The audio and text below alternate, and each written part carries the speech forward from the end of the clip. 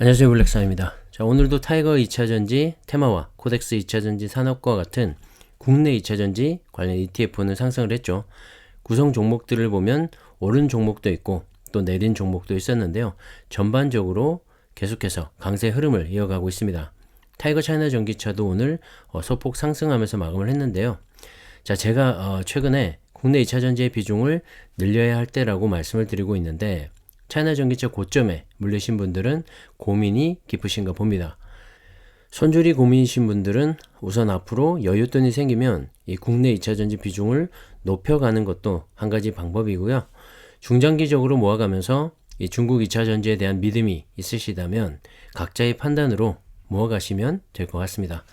다시 말씀드리지만 제 영상은 그저 참고 정도만 하시고요. 지금 왜 차이나 전기차의 주가는 못 가는 데 반해서 국내 2차전지 기업들의 주가는 급등을 하고 있는지, 그리고 향후 1, 2년간의 이 주가 변동성은 또 어떻게 될지에 대한 고민과 생각을 나눠보는 그런 시간이라고 생각하시면 좋을 것 같습니다. 여러 의견들을 들어보고 신중하게 투자하시면 좋을 것 같고요. 자, 오늘은 SK이노베이션에 정말 좋은 소식이 있었죠. 그래서 주가도 급등을 했는데요.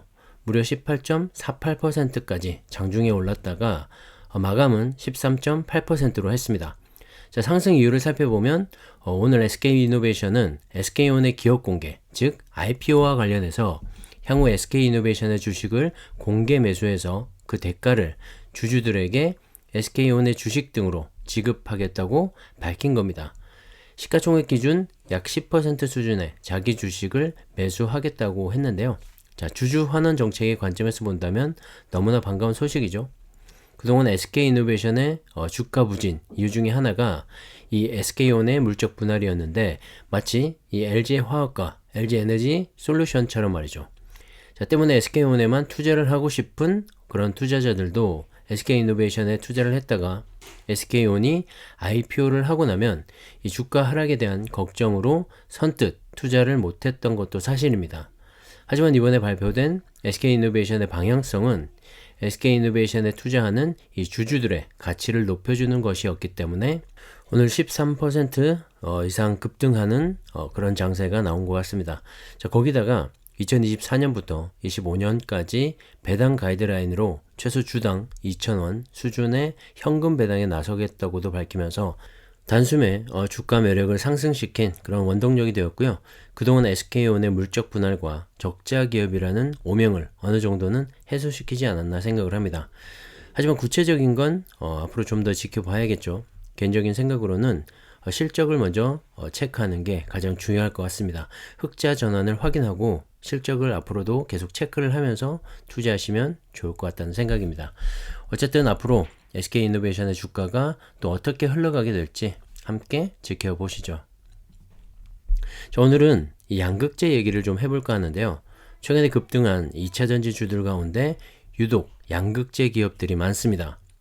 직접 양극재를 영위하는 기업이나 아니면 양극재 기업을 자회사로 가지고 있는 기업 등 이 도대체 왜 양극재가 2차전지 중에서 가장 탑픽으로 손꼽히고 있는 걸까요?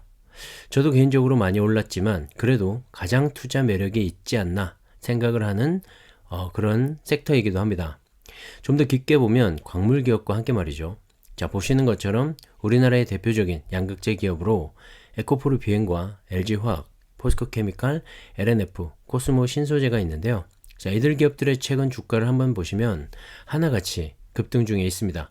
자, 2배가 넘게 오른 종목들도 눈에 띄죠. 특히 에코프로 BM은 최근에 100% 넘게 오르면서 코스닥 시총 1위를 꿰차면서 시가총액이 무려 22조 원을 넘어서기도 했습니다. 자, 최근에 이렇게나 많이 올랐음에도 불구하고 왜 양극재 기업들이 그렇게나 매력적이고 앞으로도 더 오를 가능성이 있는지를 한번 살펴볼까 합니다. 자, 우선 배터리의 구성 요소를 알아봐야 하는데요. 자, 배터리의 원가에서 이 소재 부분이 차지하는 비중은 50% 정도가 됩니다. 나머지는 이윤과 인건비 등 부수적인 부분이고요. 순수 배터리의 가격은 이 판매가의 50%라는 것이죠. 자, 여기서 이 배터리의 소재의 구성을 살펴봐야 하는데 세부적으로 나눠보면 배터리 소재에서 양극재가 차지하는 비중이 44%에서 50%로 거의 절반에 육박하고 있습니다. 그리고 분리막 14%, 음극재가 10%, 전해질이 7%, 이렇게 배터리 핵심 4대 소재의 비중이고요. 나머지는 이 배터리 케이스와 판관비, 인건비 등이 들어가게 되겠죠. 자, 다시 말해서 배터리 소재 가격의 절반가량을 차지하고 있는 것이 바로 양극재라는 말입니다. 자, 보시는 표의 비중은 대략적인 비중이고 NCM, NCA, NCMA 등과 같이 이 3원계의 종류에 따라 각각의 비중은 어느 정도 차이가 납니다. 자, 하지만 이 양극재의 비중은 어느 3원계 배터리를 만들더라도 50% 전후의 그런 비중을 차지하고 있죠. 그렇기 때문에 이 전기차의 심장은 배터리, 배터리의 심장은 양극재라는 말이 나오고 있는 겁니다. 자, 그렇기 때문에 양극재를 생산하는 기업들의 매출액과 영업이익도 다른 2차전지 소재 기업들에 비해서 훨씬 더 크고 가파르겠죠. 자, 보시는 것처럼 글로벌 배터리 소재의 시장, 이 규모 추이인데요. 2021년 양극재 시장은 173억 달러로 다른 분리막과 음극재, 전해액 등의 시장 규모보다 훨씬 더 큰 걸 알 수가 있죠.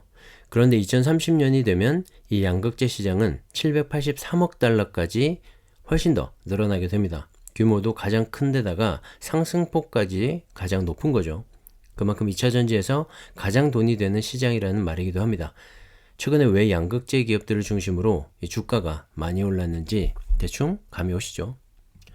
자, 게다가 다들 아시겠지만 현재 우리나라의 양극재는 NCM, NCA와 같은 이 3원계를 사용해서 배터리를 만들고 있습니다.